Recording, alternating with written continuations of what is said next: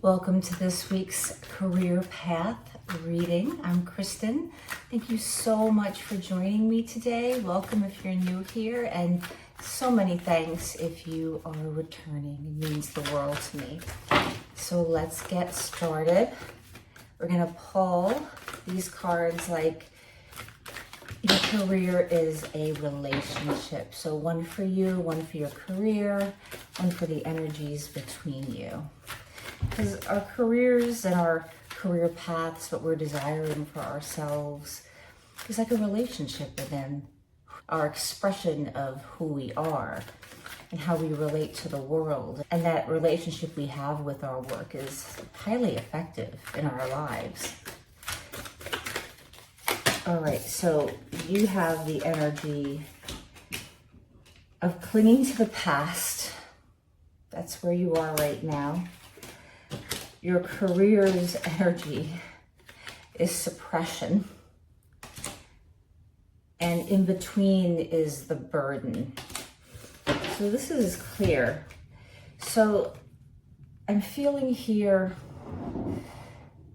perhaps there have been shifts in your place of work, in your career path.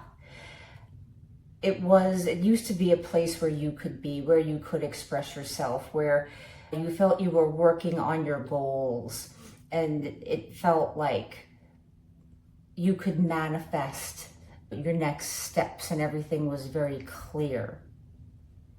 And there was something very beautiful about the approach to life that intermingled with your career path. It felt very in alignment, that how you were living on the day-to-day and how it intermingled with your friendships and your personal communities, and it was very all in alignment. And there's something about missing these elements from the past. You were satisfied in the past. You felt like you were building towards something. And now it feels like you're being suppressed. Something happened, something switched.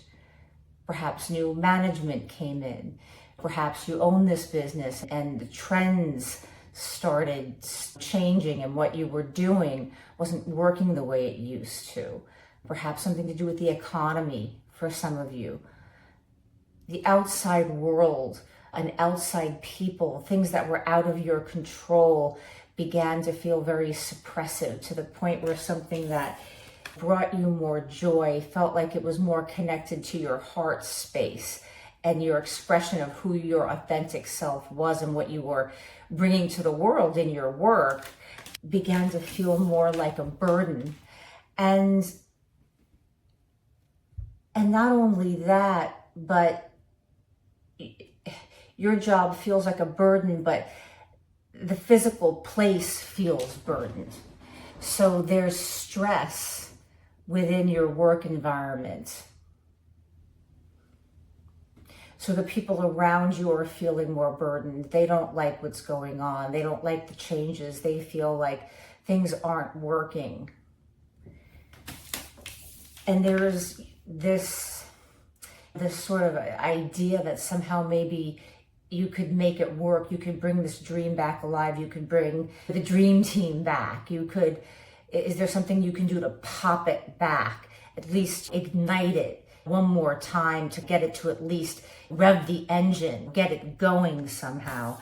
And nothing that you do seems to really do that. And it feels very constricting, very suppressed. Like things have changed in such a way where it's like you don't really enjoy what you have to do and what you have to put up with the people around you, with the culture around you, with what the needs are. You know, that whatever service you're providing or whatever need you're meeting has somehow changed, and you don't want to meet those needs. You don't want to give the service that way. And it feels wrong and it feels burdensome, and everybody else around you feels that burden as well.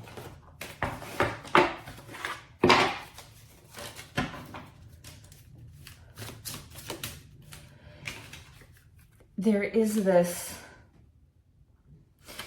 searching within it's the burden of trying to make it work as well. Everyone's trying to cling to the past. Everyone's trying to bring back the normalcy of what it used to be. And it feels we're forging forward with something new. We're trying these new, but you're not trying something really new. You're just revamping the old in such a way that it feels newer, but really it's not new. What you need to do is start from scratch with something, look at something from a completely new perspective, or even completely get rid of it and start something totally different for some of you.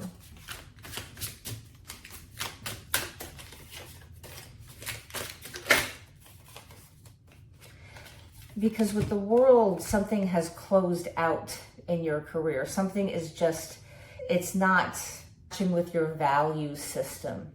I think you've come to a new understanding of your natural self, and you don't want to be burdened with this sort of learned self, how you've learned maybe to overcompromise, learned to put up with certain stuff that used to be tolerable to put up with, and now it's completely intolerable to put up with.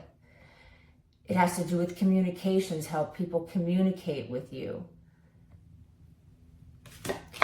Clinging to the past you could have felt like maybe it was like you and somebody in your office, or you and somebody that you worked with, or perhaps you were even friends with this person. It was a work friend. It was the two of you together meeting on this burden, troubleshooting these things, figuring it out. Okay, this is not working anymore. We'll tweak this, we'll tweak that. And again, this sort of really a pseudo new vision where you think you're completely reworking something, but instead the core of it, the foundation of it, is based in this old way of doing things that no longer works, and that ultimately just feels like you're being suppressed. So you're trying to work within this old suppressive system that perhaps once felt like it worked for you based on who you were at the time.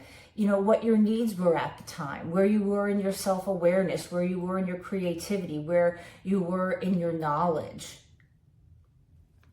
And it can be very interesting that as we improve as people, as we become more self-aware, as we become more whole, often things that are perfectly fine become not perfectly fine.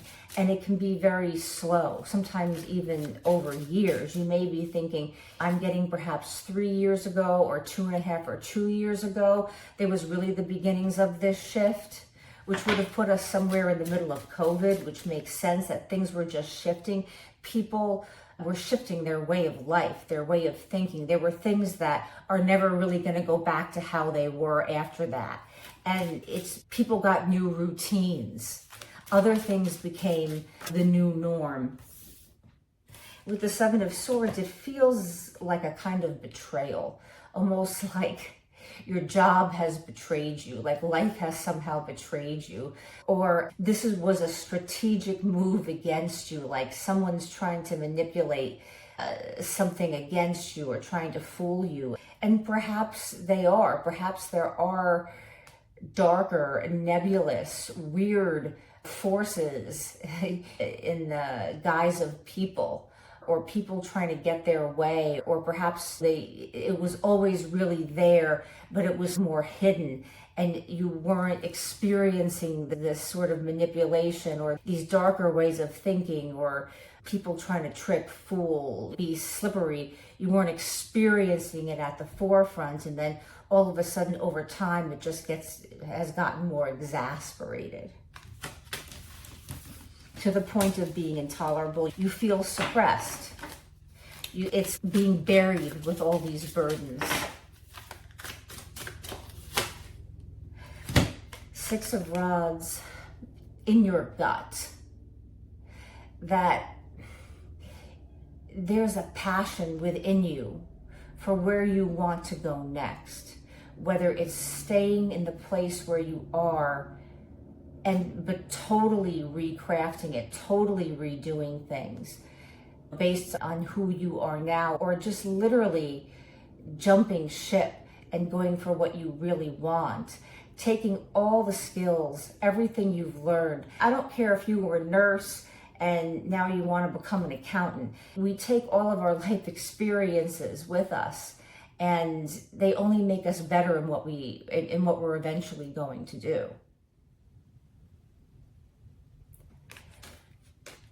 So you know what it is what you really want. You actually know what the next move is, but there is this, just an acknowledgement that you're clinging to the past. And it's human, and it's okay to think that we could somehow make some kind of a move that's going to make everything the way it used to be. But the more, we cling to that notion, the more suppressed that we feel, the more of a burden it becomes. And so really it's about pointing yourself the way forward. What's the way out of this suppression? How do we untangle ourselves from this burden? I just saw the Tower. And it can mean total upheaval. It can mean everything that's not working has to come down. And it'll be different for everybody in the scope of it. But for some of us, it really is like sometimes you have to burn the house down.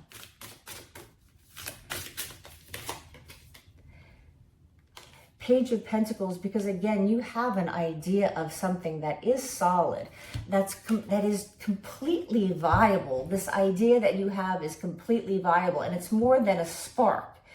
There's something that you've already done, that you've taken a step forward with. You're not just out of the womb with it. You've been walking around, you've been checking things out, you're getting curious, and it's okay to be in that state of a child with it, in discovery, in maybe there are new skills, there are new things that you need to learn about. It's about taking the risks of youth, of giving yourself the gift of taking the risks of youth. Because with Pentacle here, you're going to be okay. And I would never suggest throwing away everything and not having any money coming into your bank account at all. Unless, of course, you've been saving to jump ship. Or you feel like, I have enough resource, I'm just going to go for it. But it also can be baby steps. With that Page of Pentacles, I've got something solid. I've got something very viable. I know what it is. I'm moving through it. I'm moving through it in the young beginning stages. I'm still getting curious about it. I'm still figuring it out. But it's solid. It's there. It's real. This isn't a joke. This isn't some pipe dream. Other people may say some pipe dream. But you know in your heart it's not, because you know what it is that you can do. In your heart, only you know what you're capable of doing.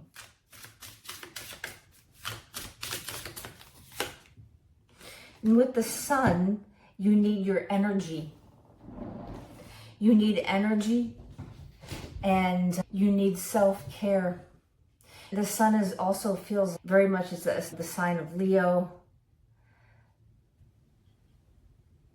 Very much about children, the sign of Leo, and childhood. Perhaps there's some stuff to work through and process through about your childhood. Maybe part of this passion that you have, this very viable idea, something you've carried with you your whole entire life. And something has stopped you because of some familial brainwashing, or just ideals that your parents and family or that community growing up around you had, that was, you don't do this, or that's a crazy thing to do, you don't take those kinds of risks, and it gets stuck. Sometimes we don't mean to carry on the patterns of our fathers that held them back, that we look back at them and we're like, oh, and it was, oh, wait a second, I'm doing that. And it's nothing to be ashamed of. It's human. Or it could be your mother or your grandmother or your brother or whoever. It could have been just a stream of different parents and people at school not making you feel good, or there could have been just something along the way where some little string of self-doubt just set itself there in a neuro pathway. And now it's about maybe just acknowledging and working with it, even just to have an awareness around it and to sit with it and to not be afraid to sit with it and shine the light on something about yourself that maybe isn't pleasant or you don't want to look at, or it's easy to distract yourself around this thing. But I was like that because I was trying to survive and I was trying to just get my bearings in life and get a name for myself, and that's absolutely true, and that's the right thing that you did at that time. That was the absolute right thing that you needed to do for yourself for that time. That's what you knew, only thing you knew to do. We only know what we know. But now you've changed, you shifted, and you can't go back. And that's why this burden is so heavy, and it's propelling you to forge a new pathway for yourself.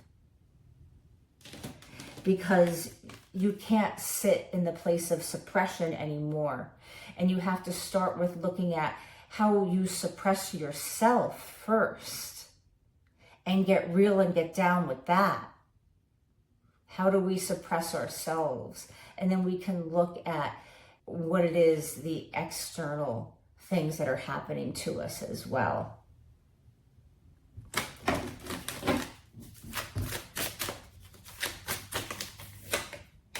With the High Priestess, this is just something that you intuitively know. This goes back to you just know.